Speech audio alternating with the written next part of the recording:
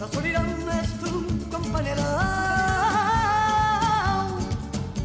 Baila conmigo al caneo, mi guitarra toca para ti. Al caneo, te encontrar en el polvo del desierto. La fortuna y el amor, pero serán en el otro mundo. Serán en el otro mundo. La problématique du film Les Arcandiers, c'est que ce film n'était plus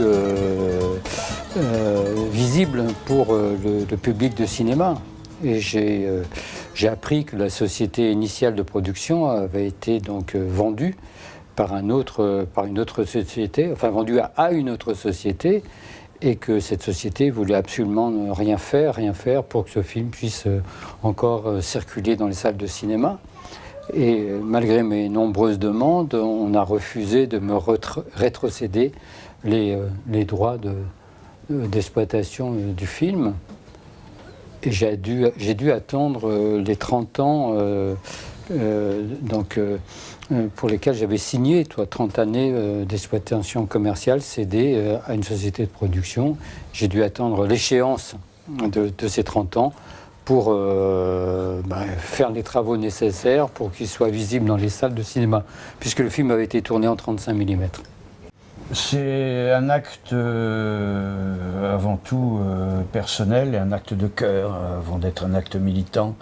C'est aussi un acte militant parce que c'est faire revivre un film qui était enterré et dont je me demandais si un jour j'aurais l'occasion de le revoir et de le montrer à des gens, parce que ça fait des années que je parle de ce film des Arcandiers et je suis incapable de montrer une image de ce film à qui que ce soit.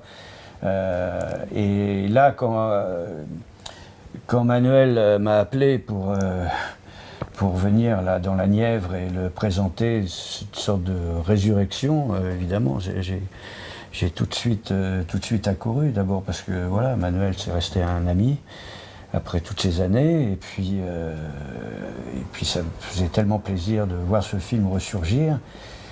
Et puis il va y avoir une édition DVD, et voilà, c'est quand même, c'est vraiment une joie, quoi, c'est une grande joie.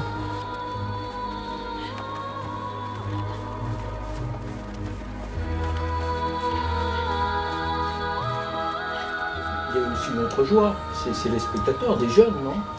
Oui, donc on a libéré ce film, on l'a sorti de l'ombre, et ce qui m'a fait plaisir, c'est de voir dans la salle qu'il y avait beaucoup de jeunes. Les parents avaient parlé de ce film à leurs enfants, mais voire à leurs petits-enfants, et je me suis aperçu que, oui, petits-enfants aussi, je me suis aperçu que ces jeunes m'ont interpellé juste dans les secondes qui ont suivi la fin du film, quand la lumière était dans la salle.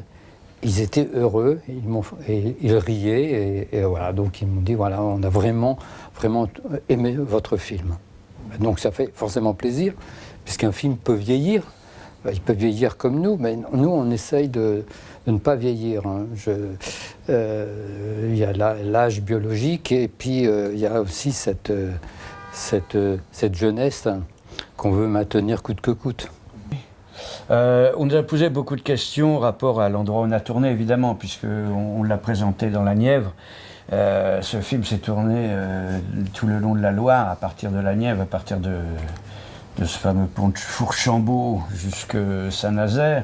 Alors évidemment, beaucoup de questions sur les endroits où on avait tourné, etc. Et puis, la même question que vous m'avez posée, Alain, 30 ans après, pourquoi, voilà,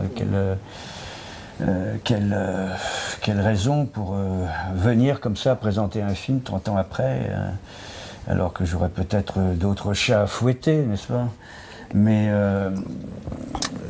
et puis beaucoup de questions sur mon personnage, évidemment, parce que ce sont 3 arcandiers qui... Il faut peut-être expliquer ce qu'est un arcandier, parce que peut-être que les gens ne connaissent pas. Exact, oui.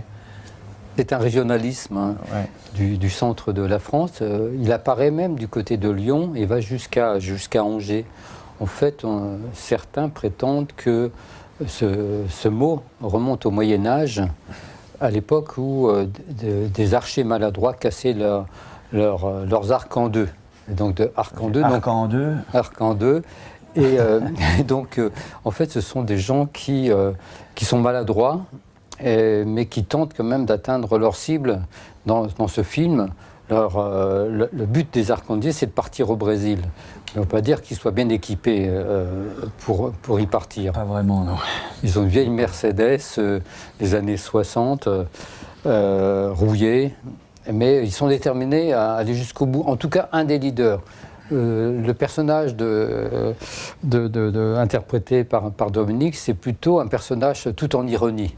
Tout en ironie, toujours en train de dire, en train de dire ou de ne pas dire, on le devine à son petit sourire ironique souvent. Le gars, je ne sais pas dans quoi on s'embarque, mais bon. Mais quand même, mais en même temps, il suit bien le mouvement. Peut-être que lui aussi espère atteindre ce rêve d'aller au Brésil. Allez mec, vous croyez en Dieu? Qu'est-ce qui lui prend à lui? Tu deviens barjot, toi, ou quoi? Ça doit être le froid. Il y a un côté pied nickelé. Oui, ça, oui. Il y a un côté pied nickelé. Bien sûr. Mais Pas dans le mauvais sens du terme. Oui, tout à fait. Ce sont des personnages sympathiques, hein, ce ne sont pas des braqueurs. Hein. Ce sont des gens qui... le mot arcandier a une petite connotation de bandits, de brigands, mais de sympathiques brigands. Ce sont de doux rêveurs. Oui, ce sont des pieds nickelés. Alors, évidemment, autre série de questions auxquelles on a eu droit, c'est évidemment Sainte Bernadette. J'ai oublié de le préciser. Personnage, oui. Personnage Pas l'aborder. personnage très important à Nevers. Puisque dans Les Arcandiers, c'est presque le personnage du film, avec la Loire, voilà. Oui, il y a une star dans la Nièvre, c'est Sainte Bernadette, Bernadette Soubirous, qui a vu pour la première fois la Vierge un 11 février. Elle l'a vue plusieurs fois, et elle est originaire de Lourdes, et pour la soustraire à l'hystérie collective qui régnait à Lourdes, suite à ces apparitions, on l'a donc fait migrer vers Nevers.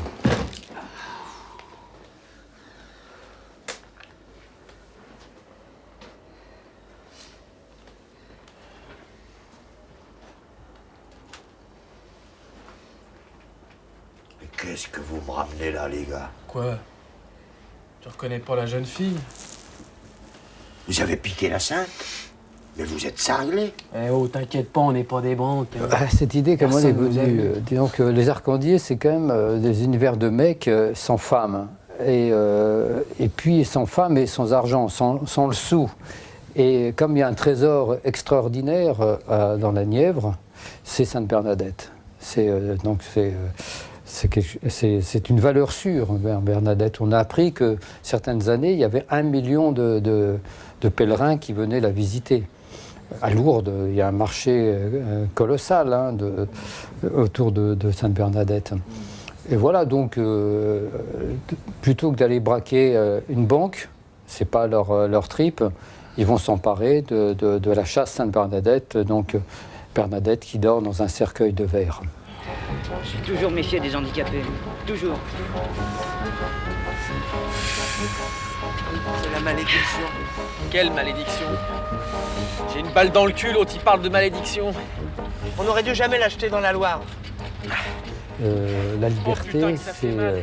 c'est quasiment naturel. Après, on est soumis à mille une choses, aux injonctions du travail, les injonctions de marcher au pas, d'aller au service militaire, plus maintenant. Mais il y a un certain nombre d'encadrements de nos vies, et c'est aussi un encadrement du cinéma. Aujourd'hui, le cinéma est soumis d'abord à l'administration et ensuite soumis au marché, aux lois du marché. Et le cinéma est de moins en moins libre. Le rapport à Mocky, il est de cet ordre-là. Mocky a toujours fait en sorte d'être libre de faire les films qu'il souhaitait faire.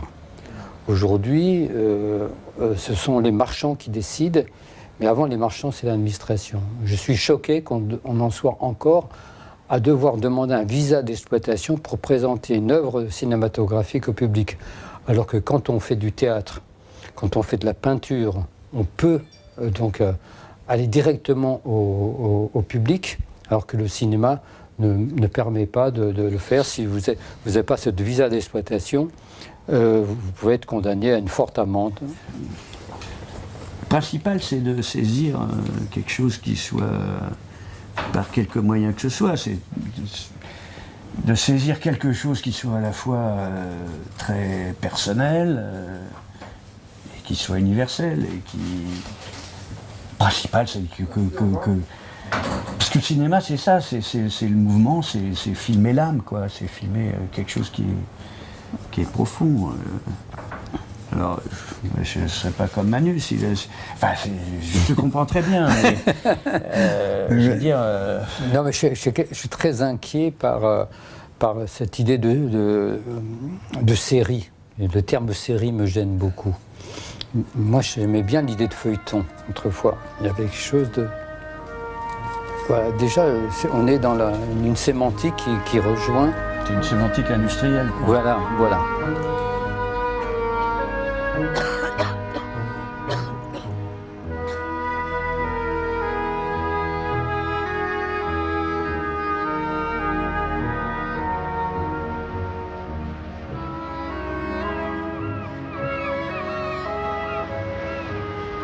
C'est la liberté qu'on laisse à celui qui propose. Voilà. Aujourd'hui, c'est d'abord des commandes implicites en fonction parfois d'algorithmes. Hein. Moi, je me souviens quand j'ai présenté le scénario de La Dormeuse du Val, mon deuxième film, à un groupe important, que je ne citerai pas. Et ben, ils avaient passé, je veux dire, ce scénario à un calcul, à un algorithme. On m'a dit, vous avez un potentiel, si j'avais eu ce potentiel, si j'avais ce nombre de spectateurs, de 500 000 spectateurs, nous, on cherche plus d'1 million. Voilà. Donc en fonction de la cote de l'acteur, de la cote du metteur en scène, ou les différentes cotations liées au genre aussi, comédie, drame, film d'époque ou pas. Voilà, donc aujourd'hui, même les télévisions, quand vous leur proposez un projet, ils vous disent c'est un costume, c'est un crime, c'est-à-dire le costume, c'est le film en costume. Voilà, donc quand ils ont atteint leur quota de films historiques ou de genre, ils excluent toute autre proposition. Voilà, ce qui me gêne, c'est pas tellement l'industrie, c'est la manière de penser le public.